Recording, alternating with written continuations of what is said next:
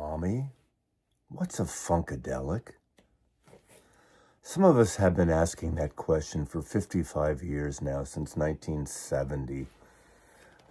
I'm here to showcase Funkadelic, the debut 1970 album that was just finally reissued. Westbound Records, Org Music has been working on the Funkadelic catalog, and Westbound also has been putting out some records by the Ohio Players, and they're doing a massive restoration. They have the tapes, and they're working on putting these records out, and these are long due. If you have those records, and even though I'm a former proud San Franciscan, I think that record label, Four Men with the Beards, is crap shit. I think I have one record of theirs in my collection now, and I've purged them all. I don't know the sources. I don't know if they take from CDs. I don't know. I mean, they're digital cuts, which I'm not against digital if it's done right. You have to have a sensitivity to it. And those of you who say, wait a second, why bother cutting a vinyl record from digital? It's mastered differently, and something inherent in the vinyl can add something to it. But anyway, this is not that debate here or that conversation here, but I want to talk about this because there was a little controversy about it. Controversy wouldn't be the word, but you had a choice to make. I had a choice to make as a listener of music, a buyer of music, because Org Music, who's been working on this, decided to put two different versions out. The double 45 version, which is that the audiophile version, but that's the double 45 version cut from all analog tapes, is out there in the world. You can buy it now. And I'm sure it is a wonderful sounding record, because this 33 version cut from a digital file but transferred digital to analog, I think that's the way they did it. So there is an analog step in it, is a fantastic listen. Now, Funkadelic is a combination, comes from in the late 50s into the 60s, the doo-wop vocal group, the Parliaments. And of course, led by George Clinton, who produced this record. And then they kind of meandered throughout the 1960s, and in 1968, they started working on this album. And this is the debut Funkadelic record. Now, I know a lot of rock and roll people that should have latched onto this record in 1970, and I didn't know about it in 1970. And in the mid-70s, in the store I worked in, the Funkadelic records were played a lot, because one of our normal customers and two brothers we got to know who lived in the neighborhood, one of which was Tom Vickers. I don't know if you're watching, Tom. And Tom Vickers became the PR person for Parliament Funkadelic for decades at least, or at least a good 10, 15-year period.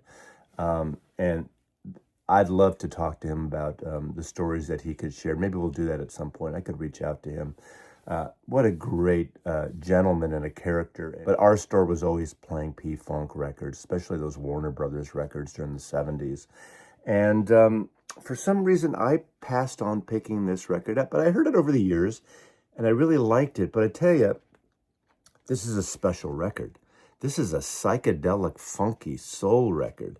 This is an amazing, just meandering, kick-ass guitar-driven record. So influenced by Jimi Hendrix. If you're a Jimi Hendrix fan, and I'm sure a lot of you are, this would be a record for you.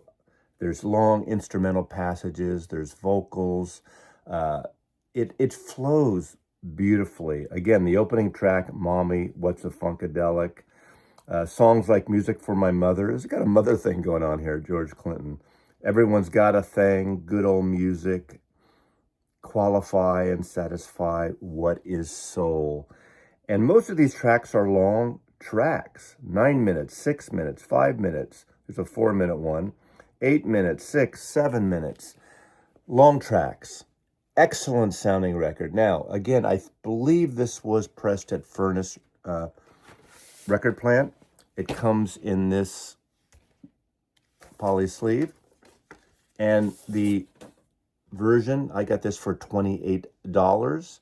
It comes on a nice purple vinyl. This is, I think, the standard 33 RPM version of this debut album cut from a digital file. So as I said earlier, the 45 cut, which I have not heard and I am not going to buy it, was cut from analog tapes. And I am close to positive there's going to be more fat, more energy, maybe more audiophilia in that 45 version. But I listened to this album twice last night, once with a friend, and then when she left, I played this again, and I friggin' blasted this. This album flows beautifully at 33. These long jams, you don't want to pick it up. I don't want to pick it up and flip it every 7 or 8 minutes or whatever it would be on a double 45. That's my thing about double 45s, and especially on certain albums. Now, again, this is a personal choice. I'm not going to dump on the 45. I'm sure it's got an edge. But in this case, I am not going to even be tempted to order the 45 to A-B it, because even though I may enjoy track for track, if I actually listen back to back, that's not the way I usually listen to music for enjoyment. That's a way to listen to music when you want to make a YouTube video, or you want to, play with the hobby. And I appreciate that, and I understand that. But with this record, the way it flows, just think of 1968's Electric Ladyland. The way that album flows, the way there's jams and it turns into a more of a pop song, and then it gets into these long kind of fusion, jazzy, rock, soulful, bluesy jams. Cutting that up, can you imagine if that was a double 45? I know some people would. I'm sure Chad would put it out as a HQR, and that would be what, 4 LPs. It destroys, from my point of view, the flow of the music. I tell you, this album, they recreate the Westbound label, is brilliant. For $28, $30-ish, and to some, even that's a high price for a record. But I tell you, the pressing is flat, it's quiet, and it's friggin' dynamic. It's just a beautiful record, and a soulful, psychedelic journey over 2 sides of plastic that I will tell you is one of the best music experiences I had in a while on a new reissue. I love that the Rhino Reserve put out this year, the Eddie Hazel. He's that wonderful guitar player. He's the key on this record. His jams, his licks, his meandering through these songs is brilliant on this record.